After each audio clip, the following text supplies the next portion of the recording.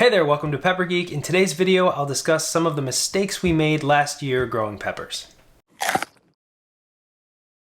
So we make plenty of mistakes. We've made a plethora of mistakes in the past. In fact, we have a video all about the common mistakes you should avoid if you're just starting out growing peppers, so check out that video if you want. But today I'm actually going to talk about specific mistakes we made this past year and what we've learned from them, sort of reflect on those mistakes and try to avoid them in the future. But first, check out our Instagram. We have some pepper plants growing right now indoors over the winter. These are some pretty fun little projects we have going on. This is a Buena Mulata pepper, and these are some crossed peppers that we're really excited to see the results from. So check us out on Instagram at Pepper Geek and follow us there. Okay, so the first mistake I want to talk about is not growing enough medium to low heat pepper varieties. If you've been watching our channel for long enough, you know that we grow a lot of super hot varieties. They're just really cool. There's a lot going on in the community around crossbreeding those varieties. They're just a spectacle and they're fun plants to grow. But it is easy to get carried away, and I can't tell you how many times over this last year we needed some bell pepper or poblano or jalapeno, and we actually had to buy those peppers from the grocery store. So this coming season, we're definitely going to make an effort to grow more of the common varieties like serrano, jalapeno, banana peppers, bell peppers, all of those varieties you can buy at the grocery store anyway, but why not have them in the garden when we need them? Most sweet pepper varieties just aren't that productive. We did have a jalapeno plant growing this past year, but we maybe got 12 to 15 peppers off of that plant. They're just not all that productive. You're lucky if your jalapeno plant reaches 3 feet in height and you'll get maybe a dozen or 2 dozen peppers off of that plant, and then you're done for the season. So next year we're definitely going to grow a bunch of plants like cayennes and jalapenos and just have a ton of them off in a garden plot somewhere so that we can have as many as we want when we need them. And in a similar vein, if you're just starting out growing really hot peppers, I'd recommend starting with 1, maybe 2 plants. Chenin species plants get massive and they're just some of the most productive pepper plants that you can buy. So 1 plant is often more than enough for your typical gardener, unless you're planning to sell the pods or the seeds or make batches of hot sauce for friends and family. Having tons of these plants is probably more than you need. But I'll understand if you go overboard because that's exactly what we do. And honestly, it's fun enough that it's worth it. So another mistake we made was growing plants from store-bought pepper seeds. We bought a Fresno pepper and an Aloha pepper, and we saved the seeds from those pods and grew out the plants, and both of them ran into disease issues. Now, I've recommended saving seeds from store-bought peppers in the past because we've had success with it. I grew a fantastic serrano plant a couple years ago, and it was super productive and disease resistant. But the reality is that commercial growers are typically growing F1 hybrid pepper plants, and the offspring from those pepper seeds are likely to be very inconsistent, and that was the case with especially our Aloha pepper.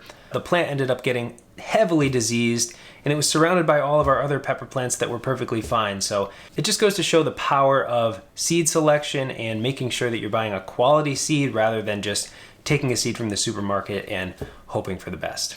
Thankfully, seeds from reputable seed suppliers are pretty cheap, so it's really a no-brainer. I would no longer really recommend planting seeds from your store-bought peppers, or at least be willing to deal with disease if it happens. Another mistake I made early on in the growing season was dipping some plants in a neem oil solution. They had some aphids and I wanted to deal with it swiftly, so I ended up making a solution in a large bucket and dunking the plants entirely into the neem oil solution.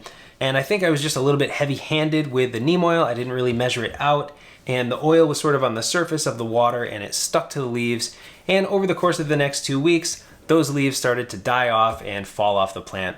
One of them ended up completely bare. There were no leaves left. This was a Carolina Reaper plant. And the other was a 7-Pop Primo. We were actually planning to do a comparison between the two. But this definitely threw a wrench in that, as you can see. So the lesson here is definitely be careful with the amounts that you're using if you're planning to use any sort of soap or neem oil. Dish soaps can be very harmful. They can strip off the natural oils from your leaves and you'll end up with the same result. So use a recipe. In addition, make sure you actually need to use neem oil. A lot of people's first reaction when they see aphids or spider mites is, how do I kill them? I gotta get rid of them right away. But beneficial insects are likely present as well, or they will be there soon if you let them get there. Whereas if you just use an insecticide, you're gonna end up killing the beneficials as well, and the aphids are probably gonna make a return anyway.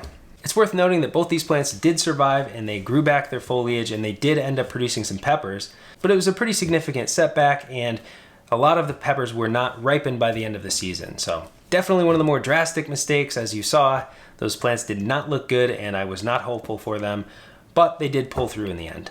And another mistake we made was not staking all of our plants.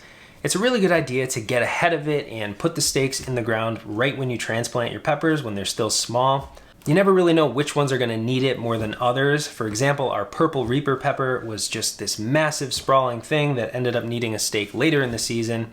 And it wasn't a big deal, but it did fall over at one point and I needed to stake it after the fact when it was about 5 feet tall. Same goes for the Ahi Amarillo. We did not stake that early in the season and it ended up slumped over. And when you go to stake a heavy established plant, you lift it back up, you run the risk of breaking the stem at its base if it's not a sturdy plant. So it's always best to keep the plants growing upright even from a young age. If you see your plants are knocked over, put a little stake in there and keep it growing in the right direction.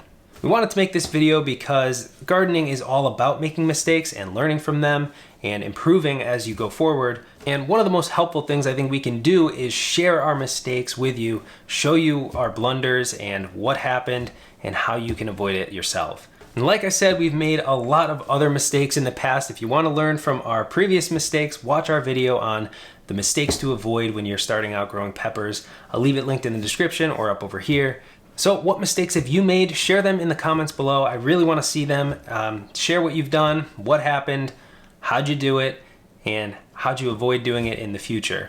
And it depends on your location. A lot of people in hotter regions have been asking us, what kinds of peppers should I be growing in zone 9A?